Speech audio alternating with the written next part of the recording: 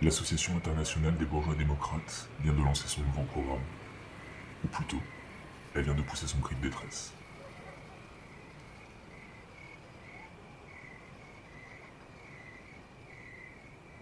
On croit entendre des moribonds qui s'efforcent de réveiller des morts. Pas une pensée vivante. Rien que la répétition de phrases rebattues et l'expression impuissante de vœux aussi vertueux que stériles, et que l'histoire a depuis longtemps condamné.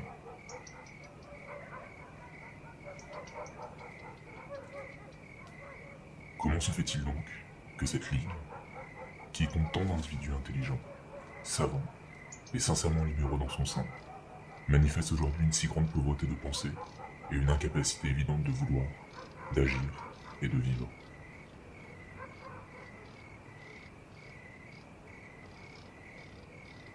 Cette incapacité et cette pauvreté ne tiennent pas aux individus, mais à la classe tout entière à laquelle ces individus ont le malheur d'appartenir.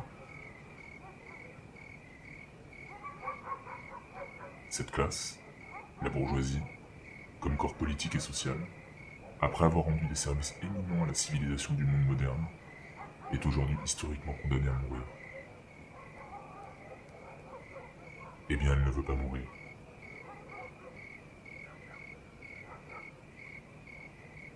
Voilà l'unique cause de sa bêtise actuelle, et de cette honteuse impuissance qui caractérise aujourd'hui chacune de ces entreprises politiques, nationales aussi bien qu'internationales.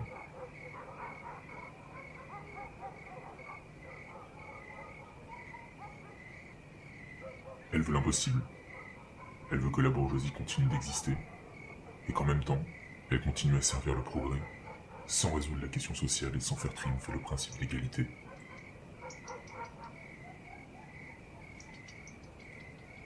Si réellement elle désire rendre un dernier service à l'humanité, si son amour pour la liberté vraie, c'est-à-dire universelle, complète et égale pour tous et sincère, si elle veut en un mot cesser d'être la réaction, il ne lui reste qu'un seul rôle à remplir. Celui de mourir, avec grâce, et le plus tôt possible.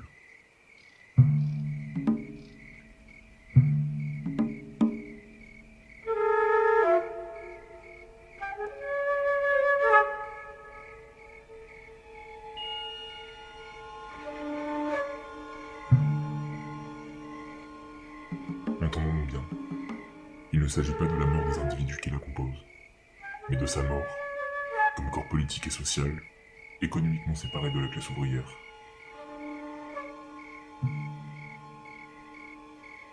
Mais n'est-il pas évident, alors, que la bourgeoisie doit périr, puisque son existence comme corps économiquement séparé de la masse de travailleurs implique et produit nécessairement de l'inégalité?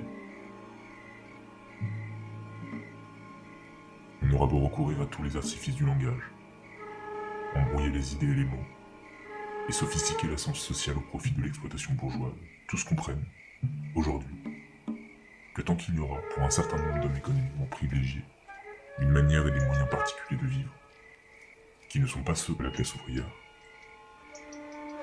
que tant qu'il y aura un nombre plus ou moins considérable d'individus qui hériteront, à différentes proportions, des capitaux ou des terres qu'ils n'auront pas produits par leur propre travail, tandis que l'immense majorité des travailleurs n'hériteront de rien du tout. Tant que l'intérêt du capital et de la rente de la terre permettront, plus ou moins, à ces individus privilégiés de vivre sans travailler ou de se livrer exclusivement aux travaux de l'esprit, tandis que l'immense majorité des hommes ne pourra se nourrir que du travail et de ses bras.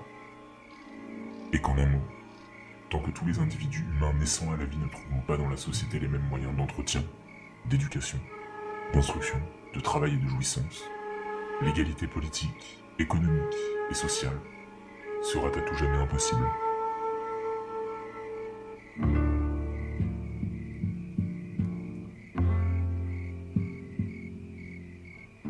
C'est au nom de l'égalité que la bourgeoisie a jadis renversé, massacré la noblesse. C'est au nom de l'égalité que nous demandons aujourd'hui sa mort violente, soit le suicide volontaire de la bourgeoisie, avec cette différence que, moins sanguinaires que n'en ont été les bourgeois, nous pouvons massacrer non les hommes, mais les positions et les choses.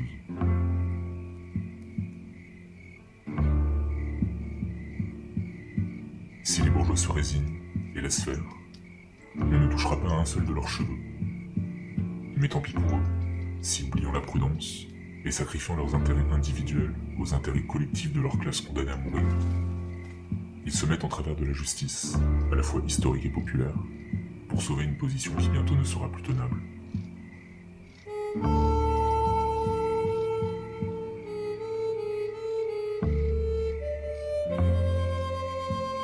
Elle n'aime pas trop la dictature militaire, qui la protège un peu brutalement, il est vrai.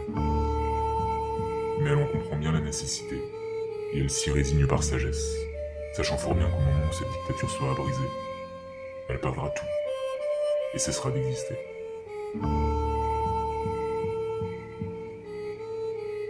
Pas si bête.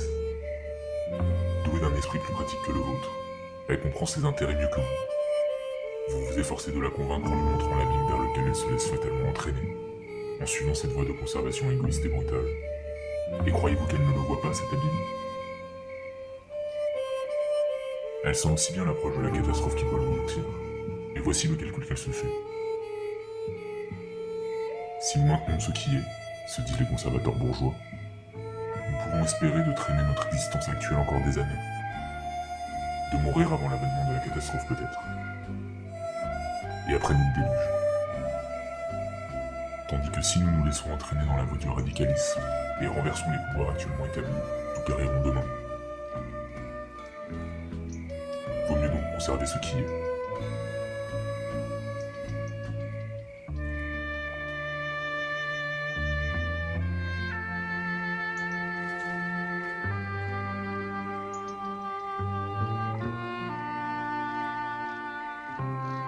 Mais si nous considérons la bourgeoisie comme une moribonde, où les jours sont comptés, pourquoi ne la laissons pas mourir tout doucement, comme il convient à une personne qui n'a plus rien à faire de ce monde?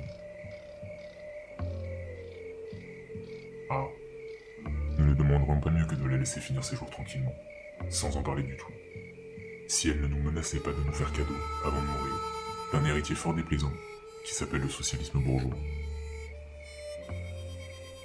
Mais si déplaisant soit-il, nous ne nous occuperons même pas de cet enfant illégitime de la bourgeoisie s'il ne poursuivait pas en même temps un but diamétralement opposé, et qui nous paraît excessivement immoral. Celui de faire pénétrer dans les classes ouvrières les théories bourgeoises. Le socialisme bourgeois, comme une sorte d'être hybride, s'est placé entre deux mondes désormais irréconciliables, le monde bourgeois et le monde ouvrier. Et son action équivoque et délétère accélère, il est vrai, d'un côté la mort de la bourgeoisie, mais en même temps, de l'autre, elle corrompt à la naissance le prolétariat. Quant au principe qu'il professe, le socialisme bourgeois se trouve dans une position aussi embarrassante que ridicule.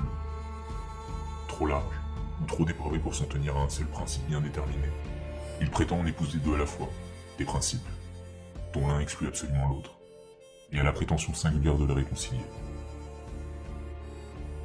Par exemple, il veut conserver aux bourgeois la propriété individuelle du capital et de la terre, et il annonce, en même temps, la résolution généreuse d'assurer le bien-être du travailleur. Il lui promet même davantage, la jouissance intégrale des fruits de son travail, ce qui ne sera réalisable pourtant que lorsque le capital ne prendra plus d'intérêt, et la propriété de la terre ne produira plus de rente, puisque l'intérêt et la rente ne se prélèvent que sur les fruits du travail.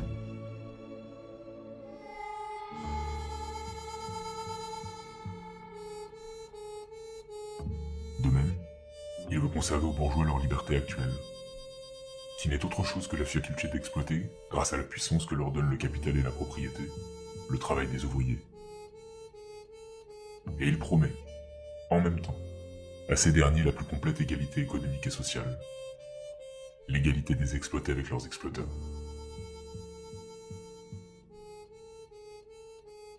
Il maintient le droit d'héritage, c'est-à-dire la faculté pour les enfants riches de naître dans la richesse, et pour les enfants des pauvres de naître dans la misère. Et il promet à tous les enfants l'égalité de l'éducation et de l'instruction que réclame la justice. Il maintient, en faveur des bourgeois, l'inégalité des conditions, conséquence naturelle du droit d'héritage, et il promet en même temps aux prolétaires que dans son système, tous travailleront également, sans autre différence que celle qui sera déterminée par les capacités et les penchants naturels de chacun.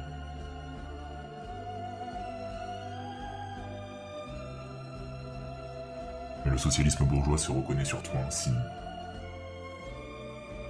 Il est un individualiste enragé. Et il éprouve une fureur concentrée toutes les fois qu'il entend parler de propriété collective.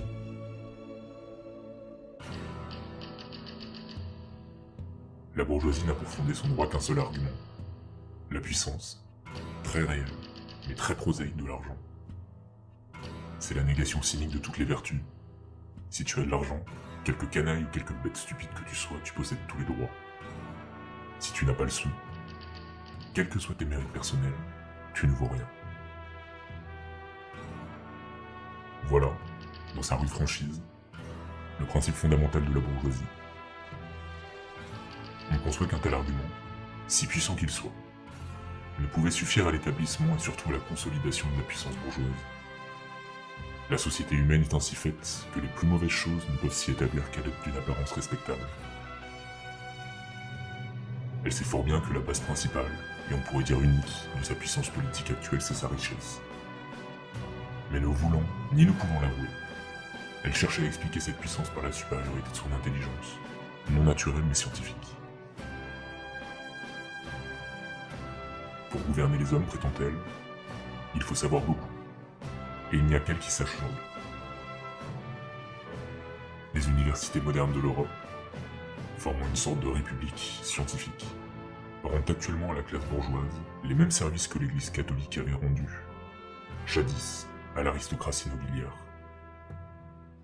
Et de même que le catholicisme avait sanctionné, en son temps, toutes les violences de la noblesse contre le peuple, de même, l'université, cette église de la science bourgeoise, explique et légitime aujourd'hui l'exploitation de ce même peuple par le capital bourgeois. Faut-il s'étonner, après cela, que toutes les théories économiques, philosophiques, politiques et sociales, successivement élaborées dans ce sens, n'ont au fond d'autre fin que de démontrer l'incapacité définitive des masses ouvrières. Et par conséquent, aussi, la mission de la bourgeoisie, qui est instruite parce qu'elle possède l'instruction, de les gouverner jusqu'à la fin des siècles.